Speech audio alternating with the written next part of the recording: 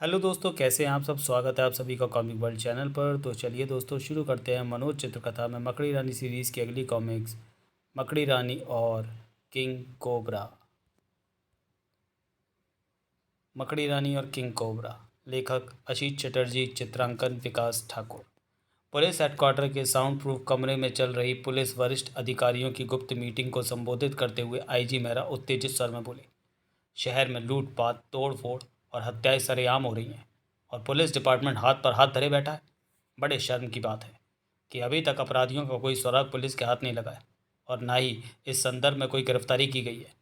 Sir, हम अपनी तरफ से पूरी कोशिश कर रहे हैं, लेकिन अपराधी बहुत ही चालाक है। वह अपने काम सुनियोजित ढंग से करता है। अपने पीछे वह कोई ऐसा निशान नहीं छोड़ता जिससे पुलिस को उस तक पहुंचने में मदद मिले। तो क्या आप ये कहना चाहते हैं कि पुलिस विभाग बिल्कुल निकम्मा और बेवकूफ़ है?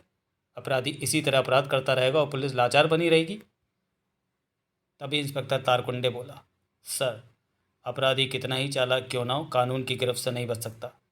गुड, हमें तुमसे ऐसे ही उत्तर की आशा थी। तुमने कई बार खतरनाक मुजरिमों को पकड़कर पुलिस विभाग का नाम रोशन किया है। हम इस केस की जिम्मेदारी तुम्हें सौंपते हैं। अपराधी को गिरफ्तार करने और उसके गिरोह को नेस्तो नाबूद करने में तुम्हें डिपार्टमेंट की ओर से हर संभव मदद दी जाएगी। Thank you sir. मैं आपको विश्वास दिलाता हूँ कि बहुत जल्द अपराधी और उसका गिरोह सलाखों के पीछे नजर आएगा। गुड, हमें तुम पर नाज है inspector Tarkunde. Thank you sir. तत्पश्चात आईजी साहब ने मीटिंग समाप्त कर दी। अब आप लोग जा सकते हैं। नागराजन डिपार्टमेंटल स्टोर की सप्ताह भर की लाखों रुपए की बिक्री का कैश प्रत्येक शनिवार को दोपहर ठीक 2 बजे स्टोर की बख्तरबंद वैन में कड़ी सुरक्षा व्यवस्था में सिटीजन बैंक के लिए भेजा जाता था। इस बार भी ऐसा ही हुआ था। कैश वैन अपने चिर परिचित रास्तों से होकर जैसे ही हेल रोड के सुनसान इलाके में पहुंची, चीफ सिक्योरिटी ऑफिसर बुरी तरह चौंका। ओ मकड़ी रानी! और फिर जीप जैसे ही मकड़ी रानी के समीप पहुंची, सुरक्षा अधिकारी ने चालक को आदेश दिया, जीप रोको ड्राइवर। जीप के रुकते ही सुरक्षा अधिकारी बड़ी तत्परता के साथ जीप से उतरकर मकड़ी रानी के निकट पहुंचता हुआ बोला, आप और यहाँ इस समय? सुरक्षा अधिकारी की बात अभी पूरी ना हुई थी कि मकड़ी रानी का हाथ हवा में लहराया और सुरक्षा अधिकारी के जबड़े से जा टकराया। टिशुम! आ! फिर इससे पहले कि मकड़ी रानी की इस हरकत का कारण किसी की समझ में आता, उसकी बेल्ट से एक किरण लपलपाती हुई जीप से जा टकराई। था! ऐसा ही हाल दूसरी जीप का भी हुआ। वैन चालक और उसके साथ बैठा नागराजन डिपार्टमेंटल स्टोर का कैशियर ये लोमहर्षक दृश्य देख घबरा से गए थे। जब वे अपने हवासों में लौटे तो मकड़ी रानी मौत बनकर उनके सर पर खड़ी थी। तुम लोगों को अपनी जान प्यारी हो तो चुपचाप नीचे उतर जाओ। जी। अगले ही पल ड्राइवर और कैशियर लुढ़कते पुढ़कते वैन से नीचे उतर गए। उनके उतरते ही मकड़ी रानी उछलकर वैन की चालक सीट पर जा बैठी। दूसरे ही पल वैन तूफानी रफ्तार से दौड़ पड़ी।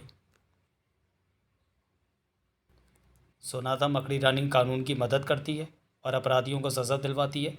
विश्वास नहीं होता, ये वही मकड़ी रानी है। हमें इस घटना की खबर फ़ौरन पुलिस को देनी चाहिए। उधर इंस्पेक्टर तारकुंडे को जैसे ही घटना की खबर मिली, वो दल बल सहित घटनास्थल पर पहुंच गया। Oh my God! घटनास्थल पर मौजूद दृश्य देख तारकुंडे कुछ देर स्तंभित सा खड़ा रहा। फिर मातहतों को कार्रवाई का आदेश दे वह वैन ड्राइवर और कैशियर के निकट पहुंचकर बोला, हाँ, तो अब बताओ ये सब कैसे हुआ? इंस्पेक्टर साहब, हम तो सोच भी नहीं सकते थे कि मकड़ी रानी इतना घिनौना अपराध भी कर सकती है। तत्पश्चात कैशियर ने वहाँ जो कुछ भी हुआ था उसका ब्यौरा इंस्पेक्टर तारकुंडे को दे दिया। कैशियर का बयान सुनने के बाद इंस्पेक्टर तारकुंडे की भवें सिकुड़ गई। क्या सचमुच इन हत्याओं और लूट में मकड़ी रानी का हाथ है? नहीं नहीं, मकड़ी रानी ऐसा काम नहीं कर सकती। इसमें ज़रूर कोई रहस्य छुपा हुआ है। तभी तारकुंडे के दिल के किसी कोने में बैठी मकड़ी रानी के प्रति ईर्ष्या की भावना ने उसे कचोटा। तारकुंडे, तू ये किस ऊहापोह में पड़ गया? ऊँट तो अब आया है पहाड़ के नीचे। यही मौका है, मकड़ी रानी के हाथों में हथकड़ी डालकर अपने अपमान का बदला ले ले। दूसरे ही पल तारकुंडे के होंठ विषैले अंदाज में फैलते चले गए। हाँ, अब देखता हूँ मकड़ी रानी कानून की गिरफ्त से कैसे बचती है। आप किस सोच में पड़ गए इंस्पेक्टर साहब? जल्दी कुछ कीजिए। पुलिस को जो करना चाहिए वो करेगी, पर क्या तुम लोगों को पूरा विश्वास है कि वो मकड़ी रानी ही थी? मकड़ी रानी को पहचानने में भला कोई भूल कर सकता है इंस्पेक्टर साहब? वह मकड़ी रानी ही थी इंस्पेक्टर साहब। गुड, तुम दोनों को हमारे साथ थाने चलना होगा। जी। उधर अजय, विजय और टिंगू अपनी टीम के साथ स्कूल ग्राउंड में फुटबॉल मैच की प्रैक्टिस कर रहे थे। शाबाश टिंगू, पास मी। प्रैक्टिस समाप्त होने के बाद जब तीनों ड्रेसिंग रूम में पहुंचे तो टिंगू अकड़ कर बोला, दावे के साथ कह सकता हूँ कि इस बार भी जीत हमारी ही टीम की होगी। No doubt. अगर तुमने मैच में इतने ही बढ़िया खेल का प्रदर्शन किया तो हम जोरावर स्कूल की टीम को कम से कम 5-6 गोल से हराएंगे। 5-6 गोल से क्यों, 12 गोल से क्यों नहीं? क्योंकि विरोधी टीम हमारी टीम से किसी तरह से भी कमज़ोर नहीं है। जिस टीम में हम जैसे तेज़ तर्रार खिलाड़ी हों उसकी तुलना तुम जोरावर स्कूल की टीम से कर रहे हो। क्यों, तुम क्या 30 मार का हो? पहले तुम बताओ तुम क्या हो। बताऊं? टिंकू और विजय को लस्ते देख अजय तुरंत बोल उठा। तुम लोग लड़ना झगड़ना छोड़ो, मत भूलो कि हमारे पास शाम के शो की टिकटें हैं और शो के शुरू होने में सिर्फ आधे घंटे का समय रह गया है। फिल्म का ध्यान आते ही टिंकू और विजय ने तुरंत ही अपने अपने तेवर बदल लिए और अजय के साथ ड्रेसिंग रूम से निकलकर सड़क पर पहुंच गए। तभी वे बुरी तरह चौंके। आज की ताज़ा खबर, 30 लाख की लूट और हत्याकांड में मकड़ी रानी का हाथ। आए, ये अखबार वाला क्या बक रहा है अजय? अजय विजय की बात का जवाब देने के बजाय तेजी से सड़क के पार पहुंच गया और इवनिंग न्यूज़ की एक कॉपी खरीद कर पढ़ने के बाद वापस अपने साथियों के पास पहुंचते हुए बोला, खबर सही है, पुलिस को मकड़ी रानी की तलाश है। बकवास। ज़रूर ये पुलिस की कोई चाल है। हाँ, मकड़ी दीदी कभी ऐसा नहीं कर सकती, लेकिन अखबार में छपी खबर गलत भी तो नहीं हो सकती। क्या तुम ये कहना चाहते हो कि लूट और हत्याकांड में दीदी का ही हाथ है? सच्चाई की तह तक पहुंचे बिना कुछ भी कहना मुश्किल है।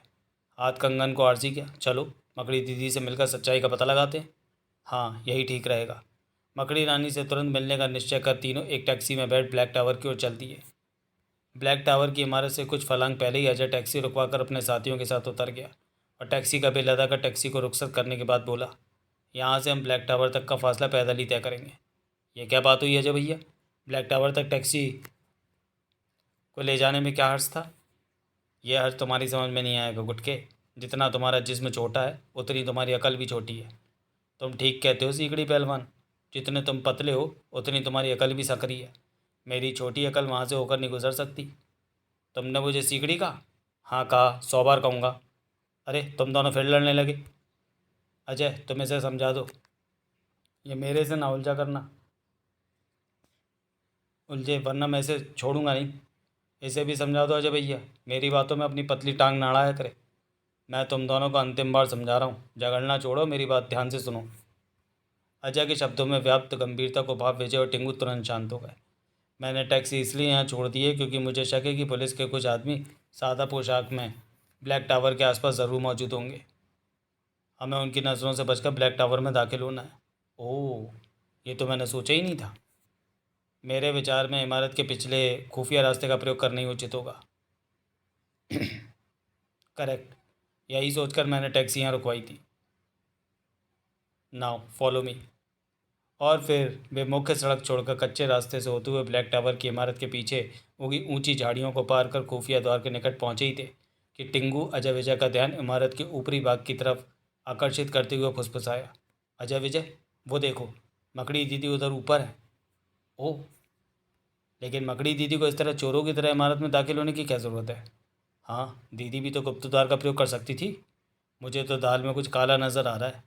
पहले अंदर चलते हैं, फिर दीदी से ही पूछेंगे। तत्पश्चात अजय ने समीप की दीवार पर रहस्यपूर्ण अंदाज में 3 बार नॉक किया। खट खट खट। अगले ही पल दीवार में एक द्वार नजर आने लगा। तीनों द्वार से अंदर दाखिल हो गए। उनके अंदर पहुंचते ही द्वार फिर बंद हो गया। अजय विजय और टिंगू तेजी से सीढ़ियां तय करते हुए जैसे ही मकड़ी रानी के विशेष कक्ष में पहुंचे, खबरदार, जहाँ हो वहीं खड़े रहो वरना बेमौत मारे जाओगे। हम तो आपके साथ ही हैं। ये आप क्या कह रही हैं दीदी? हम आप ही से मिलने आए दीदी। शड़अप, मैं तुम लोगों की कोई बकवास नहीं सुनना चाहती। इसका मतलब लूट और हत्याकांड में आपका ही हाथ है। हाँ, नागराजन डिपार्टमेंटल स्टोर का कैश मैंने ही लूटा है और सुरक्षा गार्डों की मौत की जिम्मेदार भी मैं हूँ। लेकिन आपने ऐसा क्यों किया दीदी? आप तो कानून की रक्षक हैं। रक्षक हूँ नहीं थी, अब मेरा इरादा बदल चुका है। आप जानती हैं जो कुछ आपने किया उसके लिए कानून आपको कभी माफ़ नहीं करेगा। कानून? कानून मेरा कुछ नहीं बिगाड़ सकता। यह आपकी गलत धारणा है दीदी। आप हमारे देश के कानून से खिलवाड़ नहीं कर सकती। कौन रोकेगा मुझे? हम रोकेंगे आपको। सिर्फ रोकेंगे ही नहीं बल्कि कानून के हवाले भी करेंगे। तुम? तुम लोगों की ज़िंदगी अब चंद मिनटों की मेहमान है। तुम लोगों ने इस समय यहाँ आकर अपनी मौत को दावत दी है। मैं तुम्हें ज़िंदा नहीं छोड़ूंगी। मरने के लिए तैयार हो जाओ। ज़िंदगी और मौत आपके नहीं, ऊपर वाले के हाथ में है दीदी। कहने के साथ ही टिंगू गेंद के समान हवा में उछला और ठक। मौका देख अजय विजय भी मकड़ी रानी पर झपट पड़े। तड़ाक, उफ। इससे पहले कि विजय मकड़ी रानी को पूरी तरह अपनी बाहों के शिकंजे में कस पाता, मकड़ी रानी की कौनी विजय के सीने से टकराई। विजय पीड़ा तिरेक के कारण चीख उठा। तभी अजय और टिंगू को अपनी ओर बढ़ते देख मकड़ी रानी ने गजब की फुर्ती से गेंद के आकार की कोई चीज़ फर्श पर दे मारी। गेंद के फर्श से टकराती जोरदार धमाका हुआ, धड़ाम, और वातावरण में सफ़ेद रंग का गहरा धुआं फैल गया। ओ अब कुछ देर बाद धुआं साफ हुआ तो अजय, विजय और टिंगू को फर्श पर पड़ा देख मकड़ी रानी ठहाका मारकर हंस पड़ी। चले थे मुझे कानून के हवाले करने। तभी 4 रहस्यमय व्यक्ति वहाँ प्रकट होते देख मकड़ी रानी गरज उठी। तुम लोग यहाँ क्यों आए हो? हमने इन लड़कों को गुप्त रास्ते से दाखिल होते देख लिया था मदाम। आप मुसीबत में ना फंस जाएं, इसीलिए हमें आना पड़ा। अब हमारे लिए क्या हुक्म है मदाम? इन लड़कों को अड्डे पर ले चलो। जो हुक्म मदाम। फिर तीनों आदमियों ने अजय, विजय और टिंगू के बेहोश शरीरों को उठाकर कंधों पर लाद लिया और मकड़ी रानी के पीछे चल दिए। Come on, hurry up. थोड़ी देर बाद वे ब्लैक टावर के पिछवाड़े खड़ी स्टेशन वैगन में बैठ अज्ञात मंजिल की ओर जा रहे थे। उधर इंस्पेक्टर तारकुंडे आईजी मेहरा से कह रहा था, सर, अब इसमें कोई शक नहीं कि शहर में हो रही वारदातों में कानून की रक्षक कहलाने वाली मकड़ी रानी का ही हाथ है। इम्पॉसिबल। हाथ कंगन को आरसी किया सर। मैं मकड़ी रानी के विरुद्ध पर्याप्त सबूत जुटा चुका हूँ। बस आप मुझे ब्लैक टावर में रेड करने का आदेश दे दीजिए। वैसे मैंने ब्लैक टावर के आसपास खुफिया पहरा बैठा दिया है। मुझे पूरा विश्वास है कि गिरफ्तारी के डर से वह वहीं छुपी बैठी है। एक बार वह मेरे हाथ लग गई तो अपने सारे जुर्म खुद ब खुद कबूल कर लेगी। ठीक है, मैं तुम्हें इजाज़त देता हूँ। Thank you sir. तत्पश्चात इंस्पेक्टर तारकुंडे मनी मन खुश होता हुआ आईजी साहब के कक्ष से निकल सीधा थाने पहुंचा और पूरे दल बल सहित ब्लैक टावर की ओर चल दिया। बस एक बार मकड़ी रानी मेरे हाथ आ जाए, इस बार उसके फरिश्ते भी उसे नहीं बचा सकते। ब्लैक टावर पर पहुंचते ही इंस्पेक्टर तारकुंडे ने सशस्त्र जवानों को इमारत के चारों ओर से घेर लेने का हुक्म दिया और फिर कुछ बहादुर जवानों को साथ ले इमारत में दाखिल हो गया। होशियार रहना, मकड़ी रानी किसी भी हालत में भागने न पाए। Yes sir. लेकिन इंस्पेक्टर तारकुंडे को मकड़ी रानी की तलाश में ज़्यादा वक्त बर्बाद नहीं करना पड़ा। ओह, तो यहाँ आराम फरमा रही है मैडम? खबरदार मकड़ी रानी, कोई गलत हरकत करने की कोशिश मत करना वरना गोली मार दूंगा। परंतु मकड़ी रानी के शरीर में कोई हरकत ना होते देख इंस्पेक्टर तारकुंडे मनी मन चौंका। ओह, ये तो बेहोशी की नींद में सो रही है। कहीं ये इसकी कोई चाल ना हो। मुझे किसी तरह की असावधानी नहीं बरतनी चाहिए। ये विचार दिमाग में आते ही इंस्पेक्टर तारकुंडे अपने महाततों की तरफ पलटता हुआ सरसराते सर में बोला, इससे पहले कि इसकी नींद टूटे, इसे रस्सी से अच्छी तरह जकड़ दो। Yes sir. तुरंत ही तारकुंडे के आदेश का पालन किया गया। देखते ही देखते जवानों ने मकड़ी रानी को रस्सी से जकड़ दिया। परंतु तब भी जब मकड़ी रानी की नींद न टूटी तो हवलदार बोला, साहब, लगता है मकड़ी रानी बेहोश है और जल्दी होश में नहीं आने वाली। ये तो और भी अच्छी बात है। होश में आने के बाद जब ये अपने आपको हवालात में पाएगी तो सारी हेकड़ी भूल जाएगी। फिर तारकुंडे प्रसन्न स्वर में बोला, उठाकर ले चलो, थाने पहुँच कर ही होश में लाएंगे इसे। जी साहब। उधर अजय, विजय और टिंगू का जब होश आया तो उन्होंने अपने आप को विश्व के कुख्यात अपराधी किंग कोबरा के सामने पाया। हाँ, इस समय तुम लोग किंग कोबरा की कैद में हो लड़को। ओह, किंग कोबरा? लेकिन तुम हमारे बारे में कैसे जानते हो? इससे पहले कि अजय जवाब देता, मकड़ी रानी बोल पड़ी, यह कोई साधारण लड़के नहीं है किंग। ये तीनों मकड़ी रानी के साथी हैं। अपराध जगत में इन्हें आफत के पुतलों के नाम से जाना जाता है। ओह, फिर तो तुमने इन्हें यहाँ लाकर अच्छा नहीं किया। इन्हें फ़ौरन ख़त्म कर देना चाहिए। नहीं किंग, जब तक मकड़ी रानी अपने आप को हमारे हवाले नहीं कर देती, इन लड़कों को जीवित रखना ज़रूरी है। ओह, तो ये मकड़ी रानी के वेश में कोई और है और दीदी की तलाश में बैक टावर गई थी। आप जानते हैं इस देश में हमें सबसे ज़्यादा खतरा मकड़ी रानी से ही है। लेकिन अब तो यहाँ की पुलिस मकड़ी रानी के पीछे लग चुकी होगी। पुलिस के पीछे लगने से मकड़ी रानी का खतरा कम होने की बजाय और बढ़ गया है। अब वो खामोश नहीं बैठेगी। वो अपने आप को निर्दोष साबित करने के लिए जी जान से कोशिश करेगी। लेकिन इन बातों से इन लड़कों को जीवित रखने से क्या ताल्लुक़ है? ताल्लुक़ है किंग। मकड़ी रानी इन लड़कों की खातिर अपनी जान तक दांव पर लगा सकती है। समझा, तुम इन लड़कों को चारे के रूप में इस्तेमाल करना चाहती हो। हाँ किंग। मकड़ी रानी के हमारी गिरफ्त में आते ही सांप भी मर जाएगा और लाठी भी नहीं टूटेगी। फिर हम मकड़ी रानी के नाम से इस देश में खून की होली खेलेंगे और यहाँ की पुलिस को हमारी भनक तक नहीं मिलेगी। बहुत अच्छा प्लान है तुम्हारा मदाम हसीना। पर तुम मकड़ी रानी तक इन लड़कों के हमारी कैद में होने की खबर पहुँचाओगी कैसे? उस तक खबर पहुँचाने में ये लड़के ही हमारी मदद करेंगे। ये लोग ज़रूर जानते होंगे कि मकड़ी रानी कहाँ है। नहीं, हम नहीं जानते कि मकड़ी दीदी कहाँ है। अगर जानते भी होते भी तो तुम्हें नहीं बताते। तुम चीट हो। तुम्हें तुम्हारे गुनाहों की सज़ा ज़रूर मिलेगी। तुम लोग मकड़ी रानी के इंतकाम से बच नहीं पाओगे। खामोश गुस्ताख लड़के, इससे पहले कि किंग कोबरा का गुस्सा तुम लोगों पर कहर बनकर टूट पड़े, बताओ मकड़ी रानी कहाँ है? तुम चाहो तो हमारी जान ले सकते हो कोबरा, लेकिन जुबान नहीं खुलवा सकते। किंग कोबरा के सामने मुर्दे भी जुबान खोल देते हैं नादान लड़कों। मैं तुम लोगों को सिर्फ 2 घंटे की मोहलत देती हूँ। सोच लो, मकड़ी रानी का पता बताकर जीना चाहते हो या चुप रहकर मौत को गले लगाना चाहते हो? इतना कहने के बाद ही मकड़ी रानी ने अपने आदमियों को आदेश दिया, राका शाका, ले जाओ इन लड़कों को और कैद में डाल दो। जो मदाम। और फिर राका और शाका अजय, विजय और टिंगू को लेकर वहाँ से गई थे कि हॉल में लगा लाल बल्ब तेजी से स्पार्क करने लगा। शायद रेड किंग का कोई मैसेज है, हम चलते हैं, अब तुम आराम करो, कोई खास खबर हुई तो हम तुम्हें सूचित करेंगे। Okay king. किंग कोबरा की जाति। अब मुझे देर नहीं करनी चाहिए। इंस्पेक्टर तारकुंडे को मादाम हसीना और अपराधियों के इस अड्डे की जानकारी तुरंत दे देनी चाहिए।